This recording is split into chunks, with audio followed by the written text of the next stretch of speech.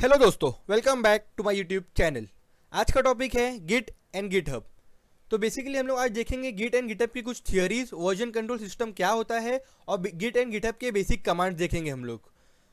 तो मैं आप स्टार्ट कैसे मैं आपको बताता हूँ कि गिट एंड गिटहब का पूरा ओवरऑल होता क्या है, उसकी पिक्चर क्या है पूरा एकदम बताता हूँ।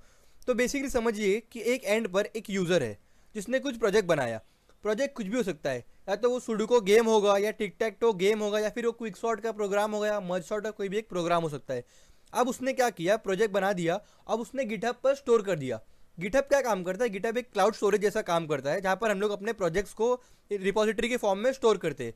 दूसरी एंड पर कोई यूज़र होगा जिसे ज़रूरत होगी टिक टैक टो गेम की या किसी प्रोग्राम की ज़रूरत होगी और उसे नहीं मिल रहा, उसको बनाना नहीं आता है, तो वो क्या करेगा, गिटहब पे आके सर्च करेगा। वो सर्च करेगा तो उसको प्रोजेक्ट मिल जाएगा सर्च बार में, और वो प्रोजेक्ट को डाउनलोड कर लेगा। अब वो क्या करेगा, या तो वो कोड को वैसे ही यूज़ कर लेगा, या तो उससे सीख कर अपना खुद का कोड बनाएगा। तो बेसिकली होता क्या है गिट एंड गिटहब में कि एक बंदा प्रोजेक्ट बनाता है, उसको अपलोड करता है गिटहब पर, और दूसरा बंदे लोग या बाकी सारे लोग उसको यूज़ करते हैं। और अब बात करते हैं जॉब या कॉर्पोरेट लेवल में इसका क्या मतलब, कितना इंपॉर्टेंस है। तो बेसिकली देखिए, जॉब पाने के लिए ज़रूरी नहीं है कि आपके पास गिटहब की प्रोफाइल अच्छी खासी होना चाहिए। कोई भी कंपनी पहले ये नहीं चेक करती कि आपकी गिट या गिटहब प्रोफाइल कितनी अच्छी है, लेकिन ऑफकोर्स अगर आपकी गिट और गिटहब प्रोफाइल अच्छी है तो वो एक बोनस पॉइंट हो जाता है। अब बात कर लेते हैं गिट की हिस्ट्री की। तो देखिए दोस्तों, क्या होता था कि 2005 से पहले लिनक्स कम्युनिटी ना अपने प्रोजेक्ट्स को या रिपोजिटरीज को स्टोर करने के लिए एक ओपन सोर्स कीपर यूज़ करते थे जिसका नाम होता था बिट कीपर। लेकिन 2005 में बिट कीपर ने ये राइट्स को रिवोक कर लिया, मतलब उसने अपने ओपन सोर्स हटाकर पेड कर दिया उसको। तो अब लिनक्स कम्युनिटी आपको पता ही है कि फ्री में काम करने वाले लोग हैं। तो इसी का सोल्यूशन लिनक्स कम्युनिटी ने बनाया और उसने डेवलप किया गिट और गिटहब। तो बेसिकली गिट क्या है, गिट हम लोग एक कमांड प्रॉम्प्ट जैसा होता है जो हम जिसपे हम लोग कमांड लिखते हैं और अपने प्रोजेक्ट्स को गिटहब पर, रिपोजिटरीज को गिटहब पर स्टोर कर देते हैं हम लोग। गिट डिस्ट्रीब्यूटेड है। अब गिट यूज करने के बेनिफिट्स क्या क्या है? गिट डिस्ट्रीब्यूटेड है, मतलब कोई भी कहीं से भी यूज कर सकता है, फ्री है और एफिशिएंट है। तो दोस्तों अब बात करते हैं कि व्हाट इज गिट। तो देखिए, बेसिकली गिट एक सॉफ्टवेयर है जो आपकी फाइल में कितने चेंजेस होते हैं उसको स्टोर करता है, उसको ट्रैक करते रहता है। मतलब एग्जांपल के लिए आपके पास एक वर्ड फाइल है, आपने उसके अंदर एक सेंटेंस लिखा, उसको सेव कर दिया, तो आपका ये एक वर्जन हो गया फाइल का। फिर आपने कुछ और सेंटेंसेस ऐड किए उसमें और फिर चेंज किया, तो वो आपका फाइल का सेकंड वर्जन हो गया। तो इसका बेनिफिट क्या है ना कि जैसे अगर बहुत सारे अलग अलग लोग एक प्रोजेक्ट में कंट्रीब्यूट कर रहे हैं, तो हर बंदे को ना एक एक मतलब वर्जन मिल जाएगा। मतलब अगर आपको फर्स्ट वर्जन में चेंजेस करना है तो आपको फर्स्ट वर्जन की फाइल मिल जाएगी। और मेनली गिट का गोल क्या होता है? स्पीड बढ़ाना, डेटा इंटीग्रिटी बढ़ाना, सपोर्ट करना डिस्ट्रीब्यूटेड सिस्टम को, और नॉन लीनियर वर्कफ्लोज के लिए बहुत ही अच्छा है।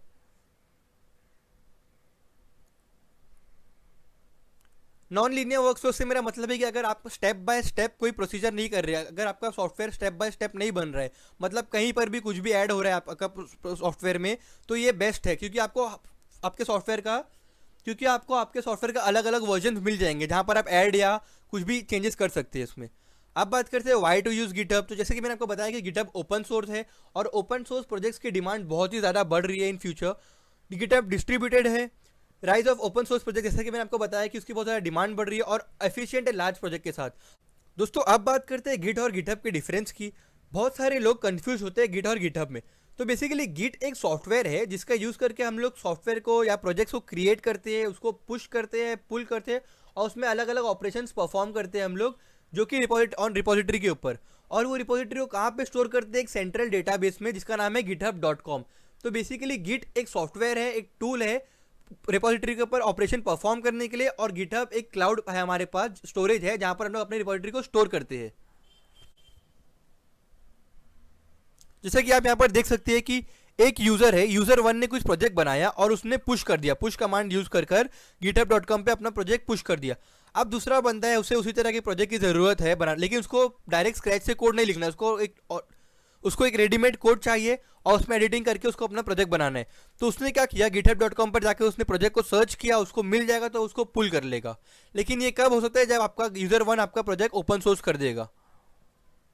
दोस्तों अब बात करते हैं वर्जन कंट्रोल सिस्टम की। तो इसका मेन गोल क्या होता है वर्जन कंट्रोल सिस्टम का? आपके जो इतने भी चेंजेस हो रहे हैं फाइल्स में, उसको स्टोर करना, उसको मेंटेन करना। अब माइक्रोसॉफ्ट वन ड्राइव में आपको version control system by default मिलता है, मतलब आपकी फाइल में हर एक चेंजेस को ना एक एक वर्जन करके वो स्टोर कर लेता है, सेव कर लेता है। वर्जन कंट्रोल सिस्टम क्या करता है, आपकी फाइल का जितने भी चेंजेस हो रहे हैं उसको स्टोर कर रहा है और उसके ट्रैक्स बना के रख रहा है वो। एग्जाम्पल के लिए हम लोग यहाँ पर दिखते हैं, समझिए हमारे पास एक फाइल है fruit.txt। अब इनिशियली मैंने उसमें क्या किया, एप्पल लिखकर उसमें मैंने एप्पल को स्टोर कर दिया और सेव कर दिया, तो ये आपका एक वर्जन हो गया। अब मैंने क्या किया, बाद में मुझे लगा कि और चेंजेस करना चाहिए, और चीज़ें ऐड करना चाहिए उसमें, तो मैंने फाइल में एप्पल के साथ मैंगो भी लिख दिया, तो ये आपका सेकंड वर्जन हो जाएगा फाइल का। अब मुझे बाद में से रियलाइज होता है, जैसे मैं चेंजेस करते जाऊंगा उसमें करते जाऊंगा, तो हर बार मुझे एप्पल में चेंजेस नहीं करना है ना।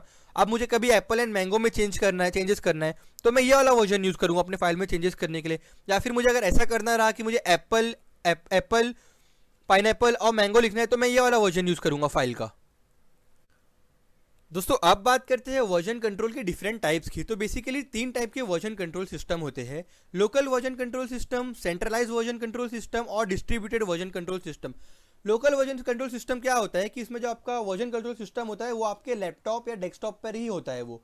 मतलब अगर आपका लैपटॉप क्रैश हो गया तो आपके सारे के सारे वर्जन उड़ जाएंगे अगर आपने उसका बैकअप नहीं लिया है तो।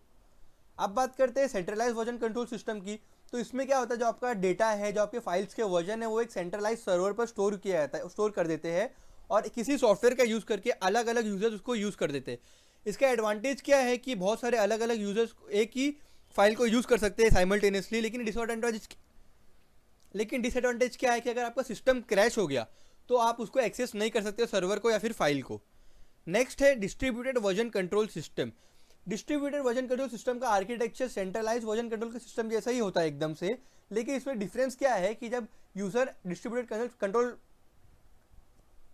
लेकिन इसका एडवांटेज क्या है कि अगर user distributed version control system use कर रहा है तो पूरे के पूरे सर्वर की पूरे के पूरे लोकल रिपोजिटरी की एक कॉपी यूजर के लोकल डेस्कटॉप या पीसी पर आके स्टोर हो जाती है। तो वो बेसिकली उसको यूज़ कर, जैसे कैश सिस्टम होता है मेमोरीज में, तो बेसिकली वो लोकल जो कॉपी होती है उसको यूज़ कर रहा होता है। तो इसमें अगर सिस्टम उसका फाइल क्रैश भी हुआ, उसका लैपटॉप क्रैश भी हुआ, तो एक मेन रिपोजिटरी है, सेंट्रलाइज रिपोजिटरी, जो कि स्टोर कर लेती है फाइल को जहाँ पर बैकअप होता है। तो गिट जो है वो कि डिस्ट्रीब्यूटेड वर्जन कंट्रोल सिस्टम में फॉल करता है। दोस्तों अब बात करते हैं गिट इंस्टॉलेशन की। तो इसके बेसिकली 3 स्टेप होते हैं। पहले तो आपको git-scm.com पे जाकर गिट को डाउनलोड करना है, आपको अपना ओएस चूज़ करना है कौन सा चाहिए और डाउनलोड को स्टार्ट करना है। उसके बाद आपको सीधा इंस्टॉल कर लेना है डायरेक्टली और सारे डिफ़ॉल्ट सेटिंग्स को एक्सेप्ट कर लेना है आपको। इसके लिए तो दोस्तों स्टार्ट करने से पहले मैं आपको बेसिक गिट कमांड बता देता हूँ क्या क्या होते हैं। तो पहला है git -वर्जन। इससे हम लोग गिट के वर्जन कौन सा है वो चेक करते हैं। लेकिन अगर आपका गिट इंस्टॉल नहीं है तो git -वर्जन आपको एरर दे देगा। उसके बाद git config global user name, जैसे हम लोग को बताना होता है कि कॉन्फ़िगर करना पड़ता है कि यूज़र नेम क्या है, यूज़र ईमेल क्या है। फिर डायरेक्टरी नेम चेक करने के लिए cd डायरेक्टरी नेम डाल सकते हैं हम लोग। अगर आपको प्रीवियस डायरेक्टरी में आना है तो cv डॉट यूज़ कर सकते हैं आप। इसी तरह के ये सारे बेसिक कमांड है जो कि हम लोग अभी आगे आने वाले वीडियो में देखेंगे। तो दोस्तों thank you so much for watching this video. अगर आपको वीडियो ज़रा भी अच्छा लगा हो तो उसको लाइक करें, शेयर करें और चैनल को सब्सक्राइब कीजिए और मुझे इंस्टाग्राम और यूट्यूब पर भी फॉलो कीजिए। सब्सक्राइब करना ना भूलें दोस्तों चैनल को। Thank you. तो दोस्तों अब हम लोग आते हैं सीधा गिट के कमांड्स के ऊपर, गिटहब को यूज़ करना कैसे है और गिट को कैसे यूज़ करना है।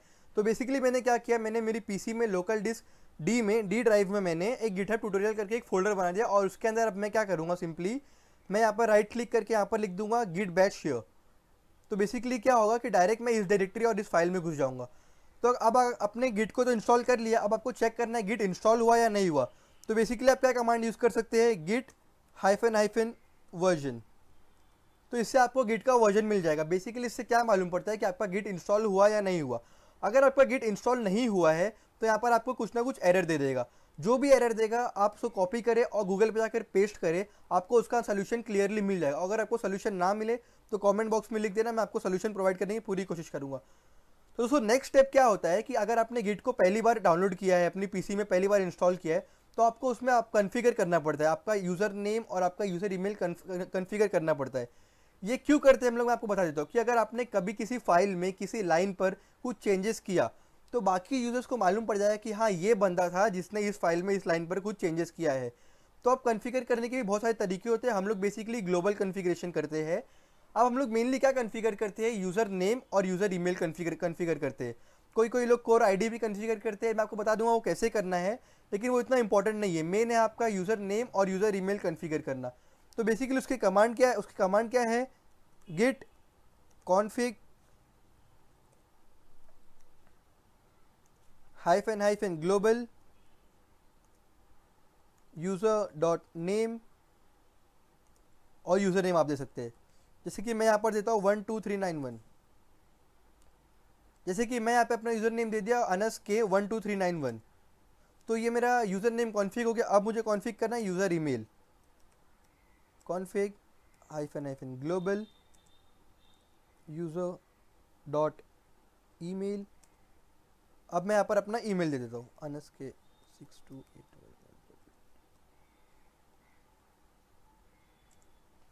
तो दोस्तों अभी मैंने अपना यूज़र नेम और अपना ईमेल को कॉन्फ़िगरेशन कर दिया है यहाँ पर गिटहब में। अब बेसिकली चेक करते हैं कॉन्फ़िगरेशन हुआ या नहीं हुआ। तो चेक करने के लिए एकदम सिंपल तरीका है, हम लोग लिखेंगे गिट कॉन्फ़िग हाइफन ग्लोबल और यूज़र डॉट ईमेल।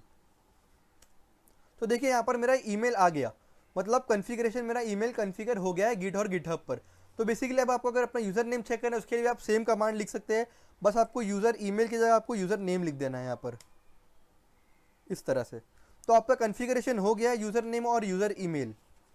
तो ये आपका फर्स्ट स्टेप होता है। आपको सबसे पहले गिटहब इंस्टॉल करने का, गिट इंस्टॉल करने का आपको सबसे पहले आपका कॉन्फ़िगरेशन करना पड़ेगा। ये आपका फर्स्ट स्टेप था। नेक्स्ट स्टेप होता है प्रोजेक्ट्स क्रिएट करना। तो दोस्तों आप देखते हैं प्रोजेक्ट को क्रिएट कैसे करना है। तो आप बेसिकली प्रोजेक्ट कहीं पर भी क्रिएट कर सकते हो, आपके सबलाइम टेक्स्ट में, आपके नोटपैड में, एटम में, पाइचार्म में, विजुअल स्टूडियो में, या फिर आपके वर्डपैड में। आप कहीं पे भी प्रोजेक्ट को क्रिएट कर सकते हो और गिटहब हर चीज़ के बराबर ही काम करता है।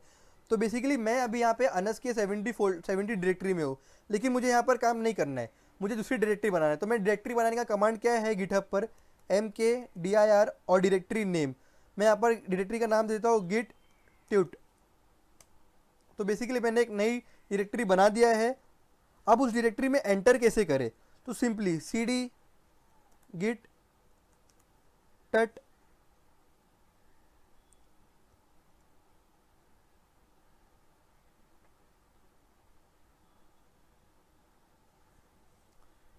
तो दोस्तों सिंपली अगर मुझे इस डायरेक्टरी के अंदर घुसना है तो मैं क्या कर लूँगा, कमांड चेंज डायरेक्टरी गिट टट। तो अब मैं देखिए जैसे कि आप यहाँ पे देख सकते हैं कि मैं पहले डी ड्राइव में था, फिर उसके अंदर गिट ट्यूटोरियल फोल्डर में था, और अब मैं गिट टट डायरेक्टरी के अंदर आ चुका हूँ।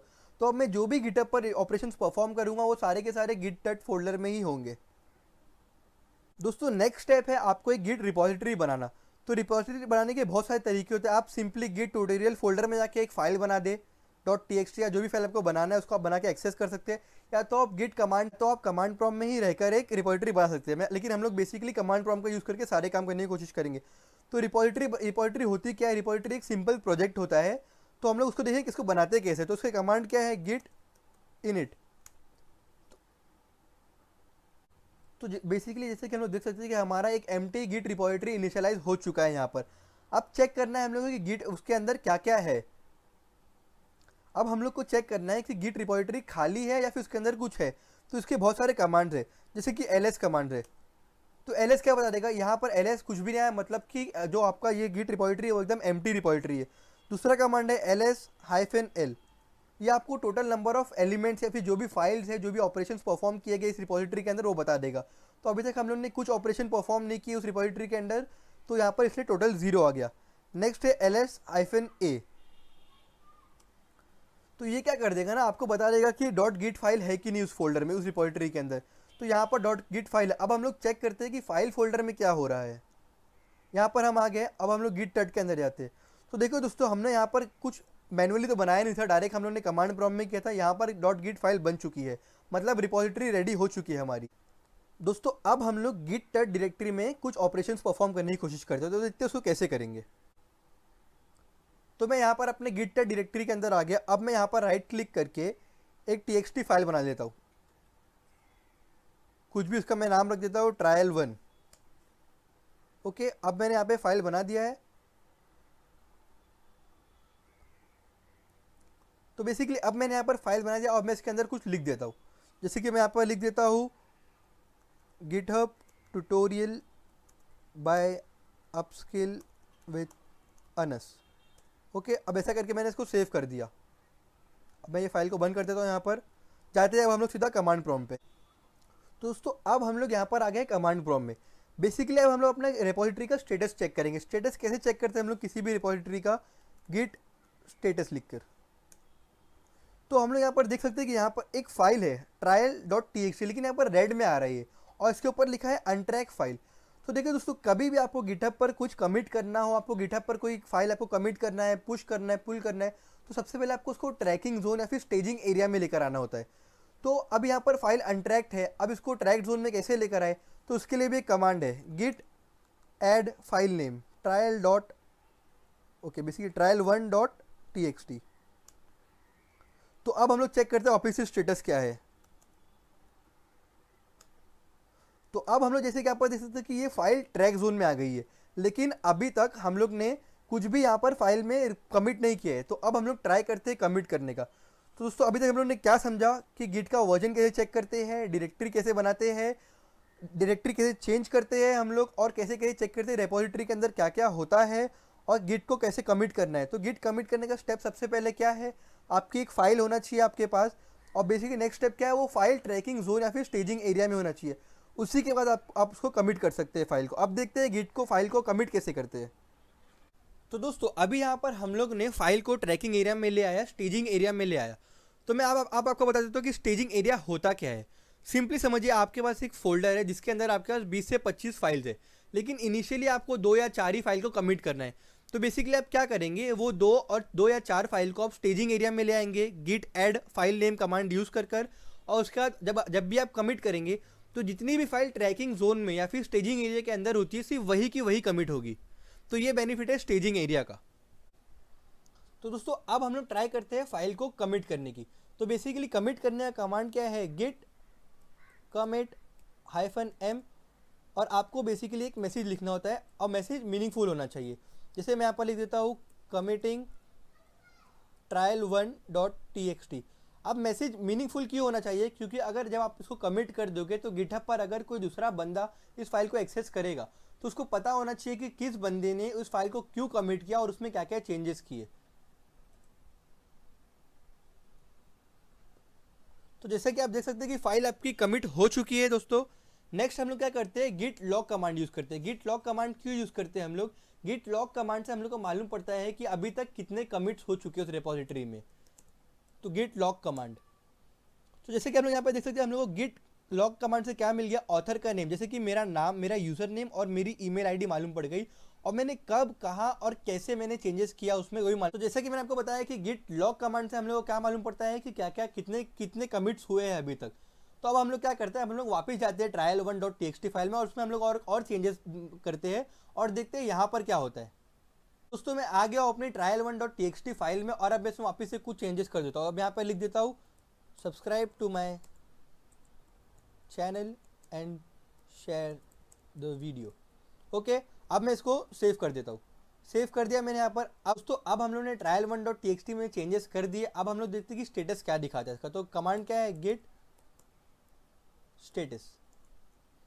तो जैसा कि हम लोग यहाँ पर देख सकते हैं कि ये फाइल अभी तक स्टेज नहीं है। क्यों? पहले ये ट्रैक जोन में थी, लेकिन मॉडिफाइड हो चुकी है अभी फाइल। अब ये फाइल स्टेज जोन में नहीं आ रही है, ट्रैक जोन में नहीं आ रही है, और इसमें दिखा रहा है कि चेंजेस हम लोग ने इसको मॉडिफाई कर चुके हैं फाइल को। देखते हैं स्टेटस क्या दिखा रहा है उस trial1.txt फाइल का। तो मैं कमांड लिख दिया गिट स्टेटस। तो बेसिकली यहाँ पर मुझे स्टेटस क्या दिखा रहा है कि मैंने trial1.txt में मॉडिफिकेशन किया, और यहाँ पर मुझे लिख कर आ रहा है कि मॉडिफाइड trial1.txt। अब हम लोग क्या करते हैं? अब हम लोग और फाइल्स बनाते हैं और देखते हैं उसमें क्या क्या हम लोग चेंजेस कर सकते हैं और क्या क्या कमांड से हम लोग गिट और गिटहब के आगे देखते हैं उस वीडियो में। अब मैं वापस आ गया अपनी गिट टट डायरेक्टरी में, और मैं यहाँ पर एक और एक फाइल बना देता हूँ trial2.txt।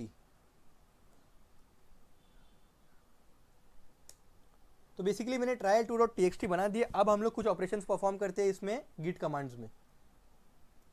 तो सबसे पहले हम लोग वापस से स्टेटस स्टेटस चेक करेंगे इसका। तो जैसे कि यहाँ पर दिखा रहा है कि trial1.txt मॉडिफाइड है और trial2.txt अनट्रैक्ड है, मतलब स्टेजिंग एरिया में नहीं है, क्योंकि मैंने उसको स्टेजिंग एरिया में तक ऐड ही नहीं किया।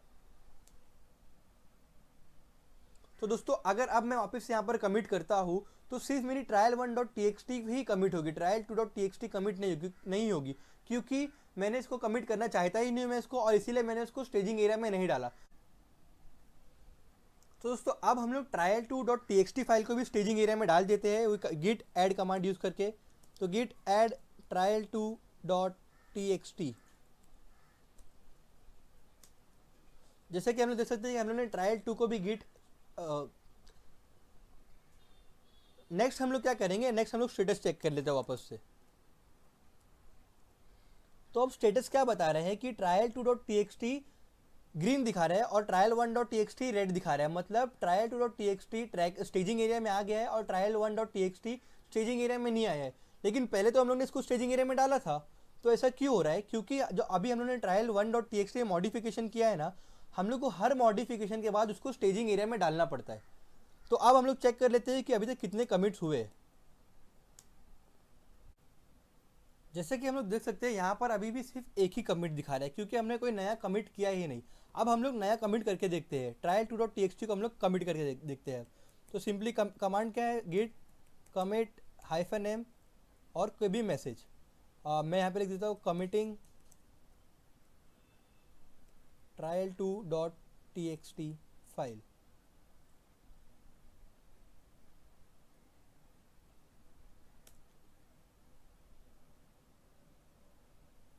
ओके सॉरी, तो कमांड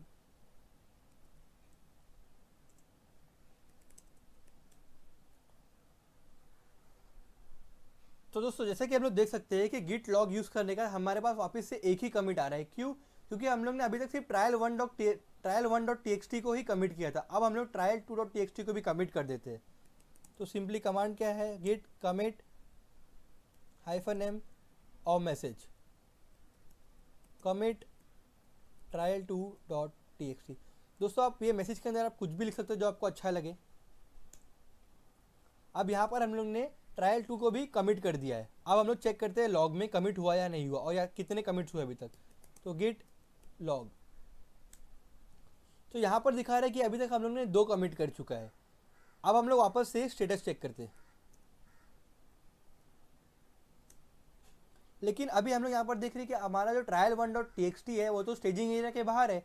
अब हम लोग क्या करेंगे ना, सिंपली अगर आपको एक कमांड बताता हूँ मैं आपको, अगर आपको सारी की सारी फाइल्स को एक साथ ट्रैकिंग जोन में डालना है, स्टेजिंग एरिया में डालना है, तो आपके पास एक कमांड है git add डॉट। इससे सारी की सारी फाइल आपकी स्टेजिंग एरिया में ट्रैकिंग जोन में आ जाएगी। अब चेक कर लेते हैं स्टेटस। तो जैसा कि हम लोग देख सकते हैं कि सारी की सारी फाइल आपकी ट्रैकिंग जोन में आ गई है। तो दोस्तों कमांड प्रॉम्प्ट को क्लियर करने का कमांड है CLEAR। ओके, तो अब हम लोग वापस से चेक करते हैं कमिट करना। एक बार हम लोग सारी की सारी फाइल्स को कमिट कर देते हैं वापस से।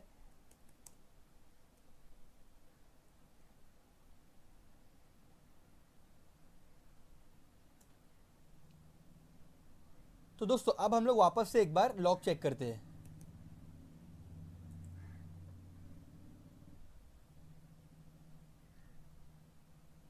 तो दोस्तों अब हम लोग वापस से एक बार लॉग को चेक करते हैं कितने कमिट्स हुए हैं अभी तक। तो गेट लॉग, बेसिकली दो कमिट्स हो चुके हैं यहाँ पर। और जो हेड पॉइंटर होता है ना, वो हमेशा लेटेस्ट कमिट पर ही पॉइंट करेगा। और ये जो है ना, ये हैश कोड्स होते हैं जो कि कमिट को पॉइंट करते हैं या कमिट को रिप्रेजेंट करते हैं। तो दोस्तों अगर अब आपको किसी कमिट पे वापस जाना है, मतलब आपको उस स्टेट में वापस जाना है, उस वर्जन पर जिस आप प्रीवियस स्टेट में जाना है आपको,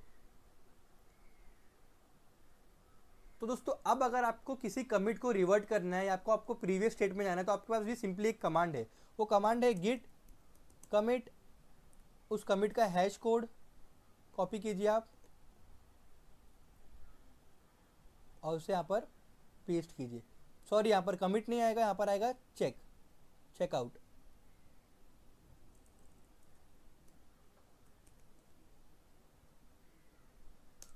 तो अब आपने एक कमिट को रिवर्ट कर दिया। अब सिंपली चेक करते हैं अब इसमें होगा क्या कि trial1.txt कमिट करने से पहले या कमिट करने के टाइम आपके फोल्डर में जो भी चेंजेस थे ना, आप वापस से वहीं पर आ जाओगे।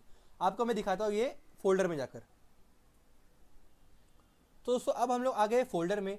तो हमने बेसिकली trial1.txt और trial2.txt का फाइल बनाए थे, लेकिन अब यहाँ पर तो खाली trial1.txt फाइल है। अब इसको भी हम लोग ओपन करके देखते हैं। तो ओपन करके देखता हूँ मैं, तो यहाँ पर खाली इतने ही चेंजेस है हमारे पास, लेकिन trial2.txt गायब है। क्यों? क्योंकि उसका जो कमिट है वो बाद में कमिट हुआ और trial1.txt का कमिट उससे पहले हुआ था। तो उस कमिट में जो भी चेंजेस हुए थे बस वहीं पर वही दिखेंगे हमें यहाँ पर। इसी तरह आप किसी भी कमिट में मूव कर सकते हैं यहाँ से हुआ। अगर हम लोग को वापस से नेक्स्ट वाले कमिट में आना है, जैसे कि trial2.txt फाइल देखना है हम लोग को थी या नहीं, तो हम लोग वो भी देख सकते हैं सेम कमांड यूज करके। सिंपली करना क्या है, गिट चेकआउट, इसका मैंने हैश कोड कॉपी कर लिया और यहाँ पर उस हैश कोड को मैंने पेस्ट कर दिया।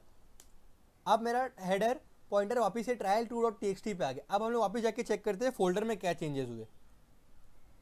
तो यहाँ पर जैसे कि हम लोग देख सकते हैं कि हमारे trial2.txt फाइल तो वापस से आ गई है।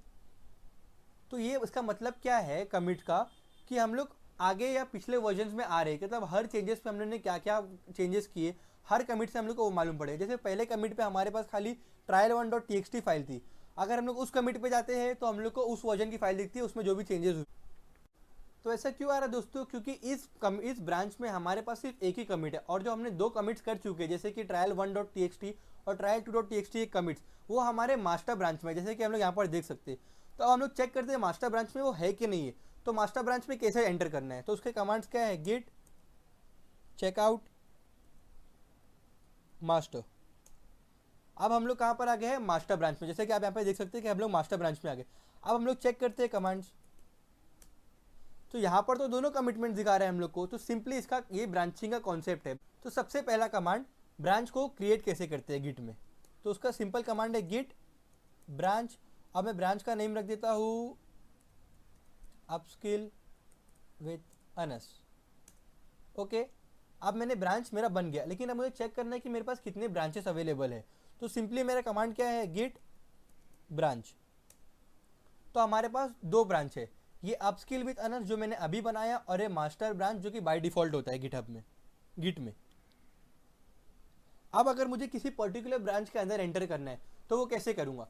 अब यहाँ पर हम देख सकते हैं कि अभी मैं मास्टर ब्रांच पे और मुझे अपस्किल विथ अनस ब्रांच में आया, तो मैं कैसे करूँगा, वो git checkout upskill with Anas.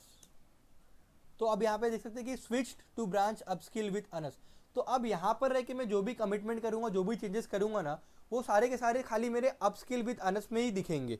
जैसे कि मैं आपको एग्जांपल दिखाता हूँ दोस्तों। अब मैंने अलग अलग ब्रांच बना लिया, एक मास्टर ब्रांच हो गया, एक अपस्किल विथ ब्रांच हो गया। अब मैं देखते हैं कि नेस्टेड ब्रांच बना सकते कि बना सकते हैं। अब हम लोग क्या करेंगे ना, अपस्किल विथ अनस ब्रांच के अंदर एक और एक ब्रांच बनाएंगे। तो उसका कमांड क्या है, गिट चेकआउट -b और ब्रांच नेम। अब मैं ब्रांच नेम रख देता हूँ अनस खान। ओके, तो अब हम लोग अनस खान ब्रांच के अंदर आ गए। अब हम लोग क्या करते हैं, थोड़े ऑपरेशंस परफॉर्म करते हैं। हम लोग जाते हैं फोल्डर में और थोड़े और फाइल्स ऐड और फाइल्स बनाते हैं उसके अंदर। तो बेसिकली अब मैं फोल्डर में आ गया और यहाँ पे मैं एक और एक फाइल बना देता हूँ, trial3। लेकिन मैं थोड़े से इसमें कुछ कमेंट्स लिख देता हूँ। जैसे मैं लिख देता हूँ git and GitHub tutorial. Okay, ये लिख के मैंने सेव कर दिया यहाँ पर। और मैं गिटहब trial2 कमांड में मैं कुछ लिख देता हूँ, hi how are you. Okay, और मैं उसी तरह trial1.txt में भी कुछ ऐड कर देता हूँ, do share the video. Okay, तो बेसिकली अब हमारे पास तीन फाइल्स है, trial1, trial2, trial3। लेकिन ये तीनों फाइल्स हमारे पास किस ब्रांच के अंदर है, ये तीनों फाइल्स हमारे पास अनस खान ब्रांच के अंदर। अब हम लोग स्टेटस चेक करते हैं, गिट स्टेटस। अब मैंने स्टेटस चेक किया तो यहाँ पर सिंपली क्या दिखा रहा है कि trial1.txt ट्रैक जोन में है। क्यों, क्योंकि ये पहले से ही ट्रैक जोन में था, लेकिन बाद में ये मॉडिफाई हो गया और ये अनट्रैक जोन में आ गया, और trial3 भी अनट्रैक जोन में आ गया। तो सिंपली मैं क्या करता हूँ ना, सारी की सारी फाइल्स को ट्रैक कर देता हूँ, ट्रैक स्टेजिंग एरिया में डाल देता हूँ। तो मैं उसका कमांड क्या है, गिट एड डॉट। अब सारी की सारी फाइल मैंने स्टेजिंग एरिया में डाल दिया। अब मैं इसको कमिट भी कर देता हूँ सारी फाइल्स को, गिट कमिट -m -m और मैसेज लिख देता हूँ कमिटिंग ऑल फाइल्स। सिंपली सारी की सारी फाइल्स कमिट हो गई है। अब हम लोग क्या करते हैं ना, स्टेटस चेक कर लेते हैं वापस से।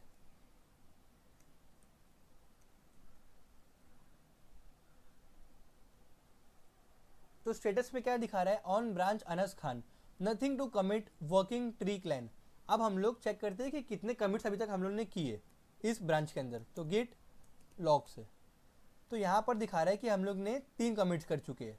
ओके, एक कमिट हम लोग ने अनस खान ब्रांच में किया है जहाँ पे हम लोग ने तीनों फाइल कमिट्स कर दिए हैं। एक कमिट हम लोग ने अपस्किल विद अनस में किया है और एक मास्टर में किया है। तो बेसिकली अब हम लोग क्या करते हैं ना, अब हम लोग चेक करते हैं कि ये जो ब्रांच में चेंजेस किए हम लोग ने अनस खान ब्रांच में, वो प्रीवियस ब्रांचेस में दिखा रहा है क्या चेंजेस या नहीं। तो उसके लिए क्या करते हैं, हम लोग दूसरे ब्रांच में जाते हैं, गिट चेकआउट मास्टर ब्रांच में चले जाते हैं हम लोग। तो अब हम लोग मास्टर ब्रांच में आ गए। अब हम लोग क्या करेंगे ना, लॉग से चेक करेंगे कितने कमिट्स हुए। देखिए दोस्तों, यहाँ पर तो 2 ही कमिट्स दिखा रहा है। तो ये पूरा गेम होता है ब्रांचिंग का। मैंने मास्टर ब्रांच मेन ब्रांच में मेरे 2 ही कमिट दिखा रहे हैं जो मैंने उसमें प्रीवियसली किया था। लेकिन यहाँ पे अनस खान ब्रांच जो कि मास्टर ब्रांच के अंदर के ब्रांच के एक और एक ब्रांच के अंदर है वो, तो इसको ये बेनिफिट है मेरा ब्रांचिंग कॉन्सेप्ट का। बेसिकली इसमें क्या फ़ायदा है कि मैं जो भी चेंजेस कर रहा हूँ ना, उससे सिर्फ मेरे फाइल्स को इफेक्ट पड़ रहा है, मेन फाइल को कुछ फ़र्क ही नहीं पड़ रहा है। तो ये फ़ायदा है ब्रांचेस का।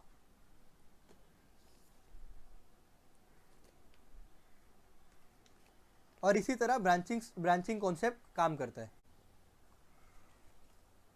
तो दोस्तों ये था सिंपली ब्रांचिंग का कॉन्सेप्ट। अब हम लोग क्या करते हैं ना, अब हम लोग देखते हैं कि अगर मुझे किसी पर्टिकुलर ब्रांच, जैसे कि मैंने बनाया था अनस खान ब्रांच, तो उसके जो सारे चेंजेस जा रहे जो कमिटमेंट है उसको हम लोग को मास्टर ब्रांच में भी शो करना है। तो सिंपली हमारे पास हम क्या करेंगे, मर्ज कमांड को यूज़ करेंगे। तो उसके स्टेप्स क्या होते हैं, सबसे पहले हम लोग को मेन ब्रांच में जाना होता है। उसके बाद जो ब्रांच हम लोग को मर्ज करना है वो ब्रांच को हम लोग मर्ज कर देते हैं। तो उसका स्टेप्स क्या है, सिंपली समझिए कि मुझे मास्टर ब्रांच में अनस खान ब्रांच को मर्ज करना है। तो मैं लिख दूंगा गिट चेकआउट मास्टर। अब मैं आ गया मास्टर ब्रांच में। अब मुझे मर्ज करना है अनस खान ब्रांच को, गिट मर्ज अनस खान। तो बेसिकली मैंने यहाँ पर अनस खान ब्रांच को मास्टर ब्रांच में मर्ज कर दिया, यहाँ पर दिखा रहा है। अब हम लोग अगर चेक करते हैं स्टेटस, तो दिखा रहा है कि अब हम लोग मास्टर ब्रांच में। अब हम लोग चेक करते हैं लॉग। तो देखिए दोस्तों, अब यहाँ पर मास्टर ब्रांच में तीनों के तीनों कमिट्स दिखा रहे हैं, जो कि मैंने पर्टिकुलरली एक कमिट खाली अनस खान ब्रांच के अंदर ही किया था। तो मर्ज करने के बाद ये हम लोग को सारे के सारे कमिट्स दिखाने लगते हैं। तो ये कॉन्सेप्ट है ब्रांचिंग का और ये कॉन्सेप्ट था मर्ज का। अब हम लोग देखते हैं गिट इग्नोर कमांड। तो बेसिकली इसका यूज़ क्या है कि अगर आपके कुछ सेंसिटिव इन्फॉर्मेशन है जो आप चाहते हैं कि गिटहब के इकोसिस्टम को ना दिखे, तो आप उसको क्या करते हैं, उसको सिंपली गिट इग्नोर से उसको हाइड कर देते हैं। देखते हैं उसको कैसे करते हैं। अब तो आप गिट इग्नोर फाइल 2 तरीके से बना सकते हैं। आप जाके सिंपली डायरेक्टरी में अपने क्लास एक न्यू फोल्डर में आप तो डॉट गिट इग्नोर फाइल आप 2 तरीके से बना सकते हैं। आप सिंपली जाकर अपने फोल्डर में वहाँ पर एक simply text dot git ignore file बना सकते हैं, या फिर आप डायरेक्ट गिट से ही बना सकते हैं। तो गिट से कैसे बनाना मैं आपको दिखा देता हूँ। टच डॉट गिट इग्नोर, तो इस कमांड से आपकी एक गिट इग्नोर फाइल बन जाएगी।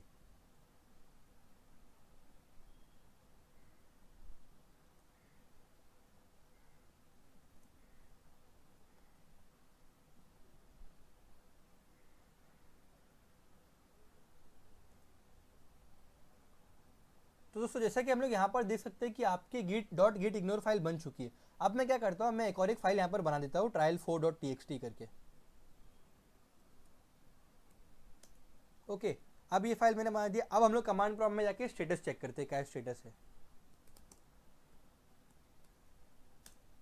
ओके, तो स्टेटस पे अब हम लोग को क्या दिखा रहा है, डॉट गिट इग्नोर और trial4.txt। लेकिन मुझे trial4.txt को गिटहब के इकोसिस्टम से हाइड करना है। तो उसके लिए मैं क्या करूँगा, सिंपली मैं डॉट गिट इग्नोर फाइल के अंदर जाकर trial4.txt फाइल का नाम लिख दूंगा।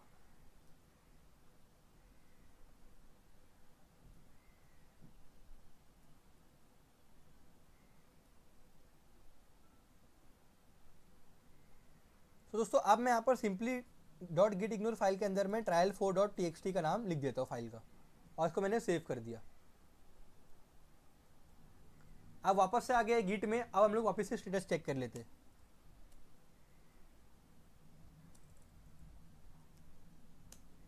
तो दोस्तों अब हम लोग को यहाँ पर trial4.txt फाइल नहीं दिख रही है, और यहाँ पर हम लोग का खत्म होता है गिट के पूरे कमांड्स, मतलब। तो दोस्तों यहाँ पर अब हम लोग खत्म करेंगे गिट के कमांड्स। बेसिकली हम लोग ने क्या कवर किया, गिट के वर्जन कैसे चेक करते हैं, गिट की डायरेक्टरी कैसे बनाते हैं, गिट की रिपोजिटरी कैसे बनाते हैं, डायरेक्टरी कैसे चेंज करते हैं हम लोग, कमिट कैसे करते हैं, ट्रैकिंग जोन में कैसे ऐड करते हैं, स्टेजिंग एरिया में कैसे ऐड करते हैं, फाइल को कैसे इग्नोर करते हैं, फाइल को कैसे कमिट करते हैं, कितने कमिट हुए वो कैसे चेक करते हैं, ये सब हम लोगों ने देखा। और पूरा का पूरा गिटहब और गिट का मेन कॉन्सेप्ट यही है, पूरा आपको यही काम करना है। फाइल क्रिएट करना है रिपोजिटरी, आपको उसको गिट पे पुश करना है, पुल करना है, मतलब कमिट करना है और ये सब चीज़ें करना है, और आपको पुल करना है। वो मैं आपको अभी github.com पे बताता हूँ कैसे करना है उसको। तो दोस्तों आप चलते हैं सीधा github.com के पास। तो दोस्तों अब स्टार्ट करते हैं github.com के साथ। तो सिंपली हम लोग क्या करेंगे, आप किसी भी ब्राउज़र में आकर हम लोग github.com सर्च कर लेंगे। अब अगर आपके पास github.com का अकाउंट है तो फिर ठीक है, आप साइन इन कर लेना, लेकिन अगर आपके पास अकाउंट नहीं तो आप साइन अप कर सकते हैं यहाँ पर। दोस्तों अब हम लोग आ चुके हैं गिटहब के अंदर। सबसे पहले हम लोग क्या करेंगे, हम लोग एक रिपोजिटरी बना लेंगे। तो रिपोजिटरी यहाँ पर आके हम लोग एक रिपोजिटरी बना सकते हैं, न्यू रिपोजिटरी। तो बेसिकली आपको रिपोजिटरी का नाम देना है, मैं नाम देता हूँ रिपोजिटरी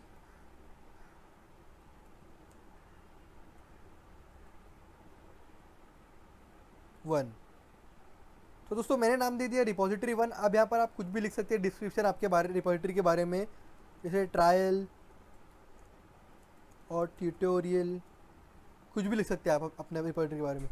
बाकी चीज़ों को ऐसे ही छोड़ना है और आप सिंपली क्रिएट रिपोजिटरी पे क्लिक कर दीजिए। नेक्स्ट आप गिटहब आपसे पूछेगा कि आप अपनी रिपोजिटरी के साथ क्या करना चाहते हैं। नई रिपोजिटरी क्रिएट करना चाहते हैं, उसके अंदर पुश करना चाहते हैं या इंपोर्ट करना चाहते हैं। तो बेसिकली हमारे पास पहले से एक रिपोजिटरी अवेलेबल है हमारी पीसी में, तो हम लोग ट्राई करेंगे उसको गिटहब पर पुश करने की। तो सिंपली सबसे पहले आपको अपने गिट के कमांड प्रॉम्प्ट में चले जाना है।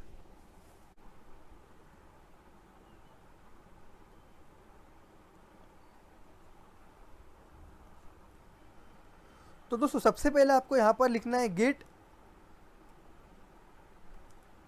Remote -v।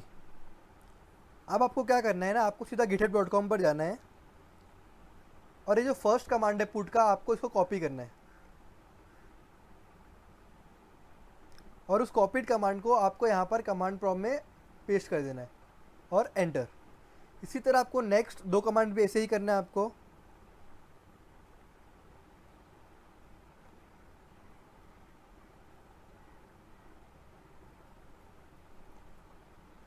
सेकेंड कमांड भी हम लोग ने यहाँ पर पेस्ट कर दिया है, लेकिन यहाँ पर हम लोग ने मेन की जगह पे मास्टर कर दिया क्योंकि हमारा ब्रांच मास्टर है यहाँ पर।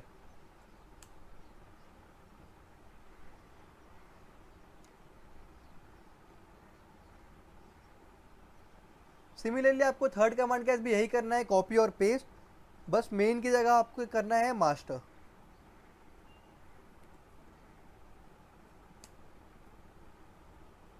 तो दोस्तों अब आपकी रिपोजिटरी गिटहब पर पुश हो चुकी है।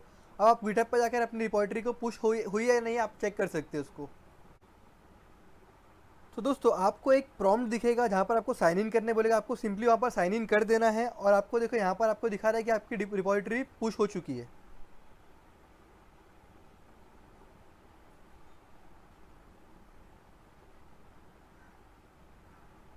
अब वो रिपोजिटरी पुश हुई या नहीं आप यहाँ पे आकर चेक कर सकते हैं github.com पर। तो सिंपली मैंने github.com पर आया, उसको यहाँ पर से रिफ्रेश किया और मुझे मिल गया कि मेरे सारे फाइल्स यहाँ पर आ चुके हैं, मतलब रिपोजिटरी पुश हो चुकी है। अब सिमिलरली ये मास्टर ब्रांच हमने खाली पुश किया है। अब हमारे पास 2 ब्रांचेस और थे, जैसे कि अनस खान ब्रांच और अपस्किल ब्रांच, तो उसे भी हम लोग पुश करके देखते हैं गिटहब पर। तो दोस्तों अब मुझे अपस्किल विद अनस और अनस खान ब्रांच को भी गिटहब पे पुश करना है। तो सिंपली मैं क्या करूँगा, पहले उस ब्रांचेस के अंदर चले जाऊँगा मैं। तो git checkout upskill with Anas. अब मैं सिंपली इस ब्रांच के अंदर आ गया। अब मैं क्या करूँगा, गिट पुश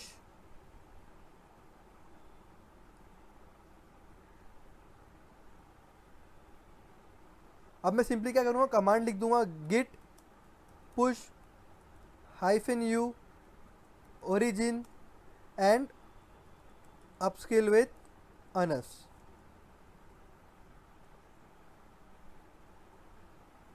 तो दोस्तों यहाँ पर आ गया कि ये ब्रांच भी हमने पुश कर दिया है गिटहब पर। तो हम लोग आके गिटहब पर चेक करते हैं। अब हम लोग आ गए गिटहब पर। अब हम लोग इसको वापस से इसको रिफ्रेश करके देखते हैं ब्रांच पुश हुई या नहीं हुई है। तो दोस्तों यहाँ पर आप देख सकते हैं कि मैंने अपस्किल विद अनस भी ब्रांच यहाँ पर पुश कर दिया है। सिमिलरली आप अनस खान ब्रांच को भी पुश कर सकते हो, हम लोग उसको भी पुश करके देखते हैं।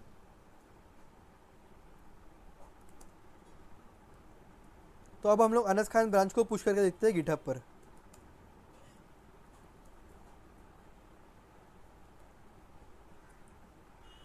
सबसे पहले हम लोग अनस खान ब्रांच के अंदर आ गए। अब हम लोग कमांड लिखेंगे git push -u origin और ब्रांच का नेम।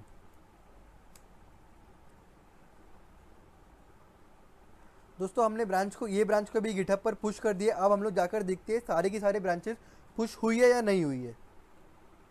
आगे हम लोग गिटहब पर। अब इनिशियली हमारे पास 2 ब्रांच दिख रही है यहाँ पर, master and upskill with Anas. अब हम लोग चेक करते हैं रिफ्रेश करके इसको।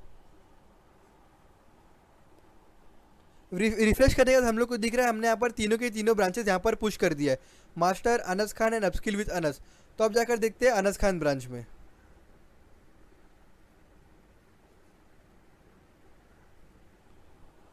तो अब हम लोग यहाँ पर देखते हैं हम लोग अनस खान ब्रांच में है और ट्रायल 1, ट्रायल 2, ट्रायल 3 सारी की सारी फाइल्स यहाँ पर हमें दिख रही है।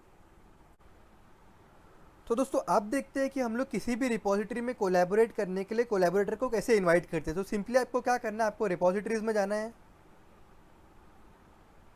अगर आपको रिपोजिटरी 1 में कोलैबोरेट करने के लिए कोलैबोरेटर को इनवाइट करना है तो आप रिपोजिटरी 1 में चले जाएं।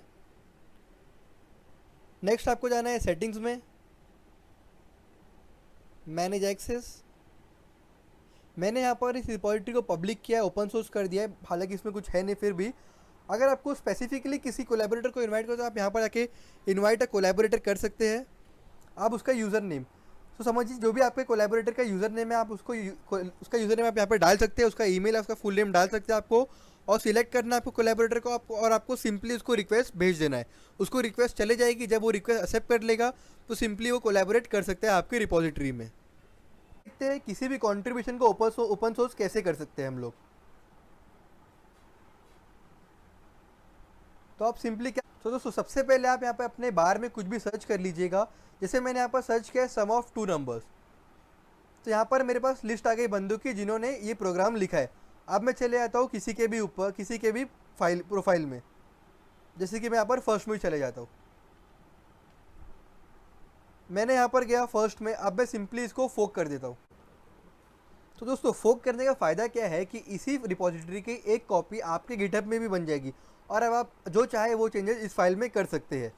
तो अब इस फाइल को आपको अगर चेंजेस करें तो आपको क्या करना है, सबसे पहले ये फाइल आपके लोकल में अवेलेबल होना चाहिए। तो इसको कैसे करेंगे हम लोग, क्लोन यूज़ करके। तो सबसे पहले कोड में आकर आप इस प्रोजेक्ट का, सबसे पहले आप क्लोन में आकर, तो सबसे पहले कोड में आकर आप इस रिपोजिटरी का लिंक कॉपी कर लीजिएगा। लिंक कॉपी कर लिए। अब हम लोग जाते हैं गिट कमांड में।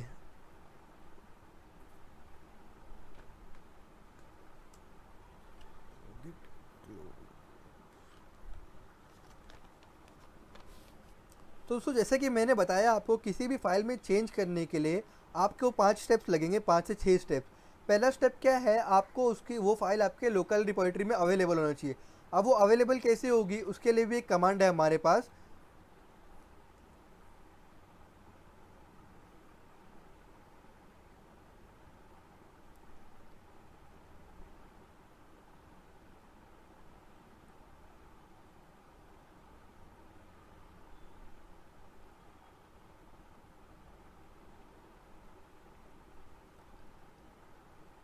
दोस्तों अब आपको क्या करना है, अगर आपको अपनी ही रिपोजिटरी के अंदर इस फाइल को चेंजेस करना है तो आप सिंपली क्या करेंगे, गिट क्लोन, और जो हमने यूआरएल कॉपी किया था उसे हम लोग यहाँ पर पेस्ट कर देंगे।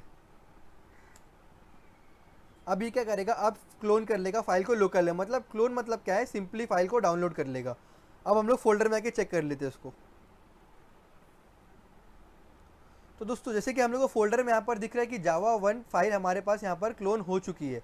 अब अगर मुझे कुछ चेंजेस करना है या फिर कुछ फाइल में कुछ लिखना है तो हम लोग कैसे करेंगे, अब वो देखते हैं हम लोग।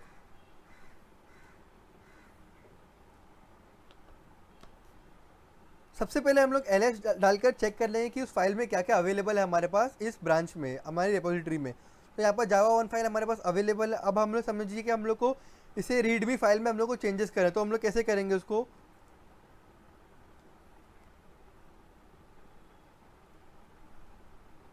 इस कमांड के साथ हम लोग रीडमी फाइल के अंदर चेंजेस कर सकते हैं। अब हमारे पास रीडमी फाइल ओपन हो चुकी है। अब हम लोग यहाँ पर कुछ भी लिख सकते हैं, making changes in readme file. Okay, अब हम लोग यहाँ पर इसको लिख दिए। अब हमें इसका एस्केप करना है, तो सिंपली एस्केप कैसे कर सकते हैं हम लोग, एस्केप बटन दबाकर कोलन और WQ। हम लोग वापस आ गए इधर, हम लोग ने रीडमी पे चेंजेस कर चुका है।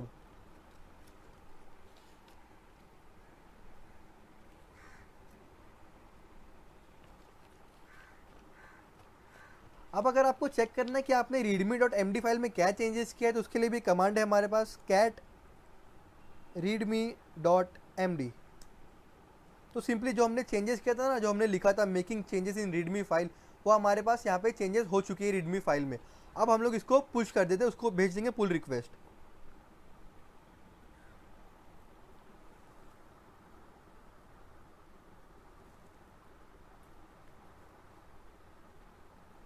तो दोस्तों अब हमने रीडमी में चेंजेस कर दिया है, अब हमें इसे कमिट कर कर पुश करना है। तो हम लोग इसको कैसे करेंगे, सिंपली इसको पहले स्टेजिंग एरिया में डालेंगे। गिट ऐड readme.md फाइल को हमने स्टेजिंग एरिया में डाल दिया।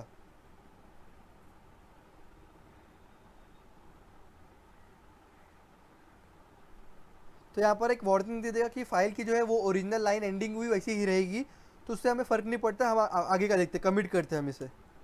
तो गिट कमिट -m, यहाँ पर लिख देता हूँ मैं message changes in readme file. Okay, अब हम लोग इसको पुश कर देंगे गिट पुश कमांड से।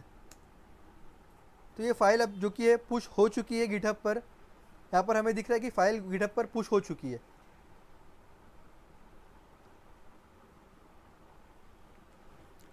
अब हम लोग चेक करते हैं ये चेंजेस हुआ है कि नहीं हुआ है फाइल में। जैसा कि हम लोग ने यहाँ पर देख लिया कि हमारा जो चेंजेस था वो रीडमी फाइल में यहाँ पर दिख रहा है। अब जाते हैं वापस से पुल रिक्वेस्ट करने के लिए। दोस्तों लास्ट टॉपिक है पुल रिक्वेस्ट कैसे भेजते हैं गिटहब पर किसी को भी। तो सिंपली हम लोग पहले क्या करते हैं ना, एक प्रोजेक्ट सर्च कर लेते हैं। मैं यहाँ पर सर्च करता हूँ सॉर्टिंग वाला।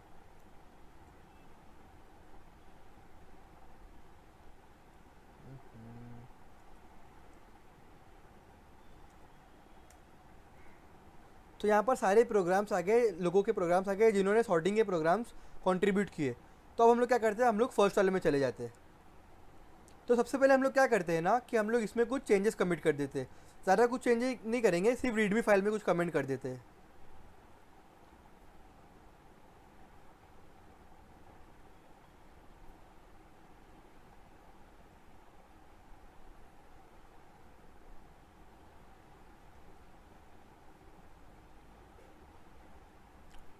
अब मैं सिंपली आके रीडमी फाइल में यहाँ पर कुछ भी एक ऐसा कमिट कर देता हूँ, यहाँ पर चेंजेस कर देता हूँ।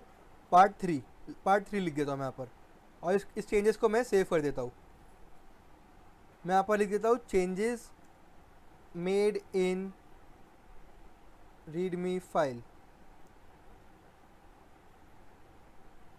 और आपको यहाँ पे एक्सटर्नल जो ही मैसेज डालना है यहाँ पे डिस्क्रिप्शन डाल सकते हैं, और चेंजेस को आप प्रपोज कर सकते हैं। अब आपने चेंजेस को डाल दिया, आपने चेंजेस को प्रपोज कर दिया है। नेक्स्ट क्या है, अब हम लोग एक पुल रिक्वेस्ट क्रिएट करेंगे। तो सिंपली पुल रिक्वेस्ट में गए। अब ये पुल रिक्वेस्ट हमारा ये था, changes made in readme file.